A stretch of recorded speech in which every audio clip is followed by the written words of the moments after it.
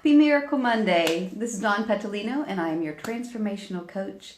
And on Miracle Mondays, I offer you some tips and some tools, but most importantly, I remind you of some truths so that you can begin to live a life, a reality out there that is reflective of the miraculous being you are in here. And today's Miracle Monday tip is about that you can't have peace until you can imagine peace. You know, we have this imagination, this great tool that we've been given, but the Course in Miracles and the Course of Love, two books I refer to, talk a lot about right useness, the right use of the mind, and the use of free will. And a lot of times we use our free will to imagine the worst case scenarios, to imagine our worries, to get caught up in our fears. And we do this so unconsciously without even knowing it. It is such a habit in our brain. So for instance, let's say you wake up in the morning and you look at your to-do list and you get overwhelmed by it. You're looking at this to-do list and you are mentally rehearsing this fear. You're mentally rehearsing this is going to be hard, I don't want to do these things, this is going to take a lot of my time, I'm going to feel drained. We mentally rehearse all the fears that we anticipate having. And until that changes, that's probably what you're going to experience, is that stress and that overwhelm. So the very first thing you have to do is remember, you can't have peace until you can imagine it. So you go to the source that is peace. This is the peace of God, the peace of the higher self, the peace that is in your nature, in your very being. And this is the harmonious peace that we find in nature. It's in you.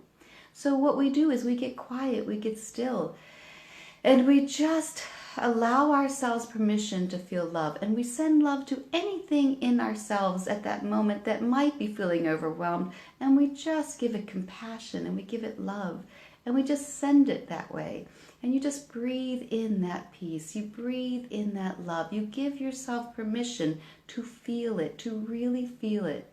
Now, once you allow yourself to feel it, and once you feel your body softening and your heart opening a little bit, then you just allow yourself to marinate in it. Just give yourself a few minutes to be with it, to really let that feeling infiltrate your nervous system and your mind. Now you've tapped into the greater source, the quantum field, that your higher self. And now when you are in that peace, you know, Course of Love says there is no other peace but the peace of God. So if you're feeling it, that's the only peace there is. So you tap into it and you marinate in it. Now you begin to think of that list again, but not in the same way. You think of it with love. What do I want to experience in that reaction? What do I want to experience in that connection? When I'm making that phone call, what is it I want to experience with that person?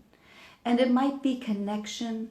It might be something like meaning. It might be integrity. It might just be, maybe it's the relationship of a task that you're grocery shopping. And maybe you're like, you know what, I just really want to experience kind of joy and eagerness and pleasure. And so it's whatever you want to imagine.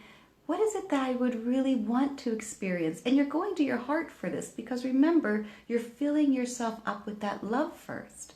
Now, the Course of Love tells us love is life-giving and life-supporting. It's not draining, it's giving and supporting. So when we tap into that first and we feel it, and then now we imagine our tasks with love leading the way, we start to notice what is it we really want to experience. So if I have these phone calls to make and I think, on the one hand I might think, I got to call these clients back, blah, blah, blah.